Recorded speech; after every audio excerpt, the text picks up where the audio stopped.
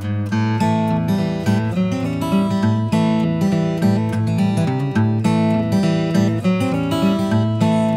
us about the lottery. What's it gonna, if we get the lottery, what's it gonna do for the students that you're talking about sending to college, the Well, what I would scholarships? like to do is I would like to pass enabling legislation so that you would know exactly what the lottery is going to do. What I'd like to do with the money that the lottery would bring in is give a student, if he gets a high school diploma or a GED, an opportunity to further his education. Now, I don't know how much money the lottery is going to bring in. We could look at other states and see. It's going to bring in more than we're getting today, and I know I've been criticized for not being able to give a figure, but if I give a figure and it turns out to be wrong, I'll be criticized for that. I want to make sure that we have some money, that if you have a grandchild or if you have a daughter or son, and that you are working for minimum wage, is that we give them some hope. That if they stay in school and stay out of trouble, we're going to give them a scholarship. It's not exactly like the Hope Scholarship in Georgia. They go A-B. Well, I like A-B, but I don't want to drop those children that may be a C or a D. You know, a D child in our schools, that certainly we don't want to encourage that, but we got to be realistic. I don't want to drop nobody through the crack. I want to give them a vocational, trade, union or non-union apprentice training, working with our labor halls across Alabama. I want to give people an opportunity to make a living. And that's my vision, is that today we're spending millions of dollars in other states buying lottery tickets, and in Alabama we're not. And I mean, in Alabama we're not getting any money out of it. And I just want us to get our money. I want us to educate our children. So you aren't proposing a full ride scholarship, but you're proposing something, Yes. depending on the amount of I would money. hope that it would be a full ride. Kind of like getting financial aid from That's the exactly. university. I would hope that we would generate enough money that it would be a full ride. But if it does not generate enough money, we should at least take care of a large portion of their education. Now look at the PAC program. People invested in that program. They said, look, we're going to invest for our children, our grandchildren, and look where they are today.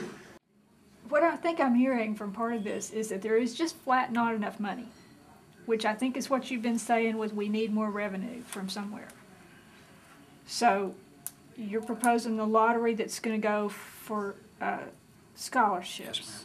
Yes, ma'am. And to tax the gambling that we already have, or perhaps put it up to the people to have Well, more, to let me- legalize more Ban it. gambling. Absolutely. You know, Ohio just passed 4 casinos this week, and they voted them down. You know, I don't think that I should be a person to tell you what you should or shouldn't do.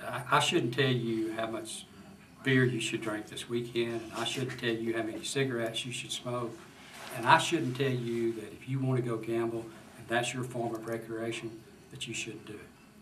But if you do it in Alabama, then we ought to tax you accordingly. We ought to tax you adequately. And that's been the problem in Alabama, is that we've had it. We just hadn't been taxing it. We got the Poarch Creek Indians that are a business. That is not a rogue organization. These are people that have done the best they could do with what they had been given by the federal government. And they found a way to make a profit. And they educate their children. They take care of their health care. They do good things. They want to be a part of society. They want to be a part of state government. And they're willing to sign a compact. And it's not a secret. They want to be able to compete with Biloxi. Why shouldn't they compete with Biloxi? Why shouldn't they? I say they should. And then let the people decide whether they want to go to Exit 57 or whether they want to go on to Biloxi. You know, and I'm going to take this a little step further. You know, the question always comes to Democrats. Are you pro-choice? Are you pro-life? Personally, I'm tired of that question. We've answered that question for the last 30 years and go on and do absolutely do nothing about it. Teenage pregnancies are continuing to go up. Killings in our neighborhoods in Montgomery yesterday, or this week, A young boy was killed, shot down in cold blood. Crystal meth is being made by the tons. We don't have a task force to stop that, but we've got one to stop bingo gambling. Where are our priorities? Is it in our neighborhoods? Is it in our young children? Where are our priorities? And as a governor, I have a different set of priorities. And I would hope it would be a set of priorities that would move the state in a positive way. And it's tough choices. It's not easy to walk through the grocery store sometime when you run up on the person that disagrees with you, whether it's gambling or whatever it may be. But I want to move the state forward. I want to give every child an opportunity for an education. I want to give every child in early childhood. We've got to refocus that priority. We've got to implement the 21st century framework so that our children can compete globally. And those are things that I have a vision of. And if they don't work, then the people will vote me out. I believe in the vote of the people. The first time I ran for Commissioner of Agriculture, I didn't have a dime in my bank account to run. I run off of sweat and hard work and speaking and going to work during the day, campaigning at night, carrying a good message that eventually sold. It allowed me to get elected, and then I was able to do some things that otherwise I wasn't able to do. I think you said in here, you mentioned the rate that you would tax gambling at. It would be comparable to what our neighboring states are doing. I would not give some type of a backdoor deal. We're going to be fair, and we're going to look at what other states are doing, and we're going to be equal to that. And the money would go to the Education Trust Fund and Medicaid. and Medicaid. And that's it. That's the gambling tax money. The lottery would go for scholarships. And then Just if you to try do to understand. casinos, it'd be a whole new ballgame. Is that where the disaster relief for farmers would come in? Absolutely, in the game. And the reason for that is this. Let me say.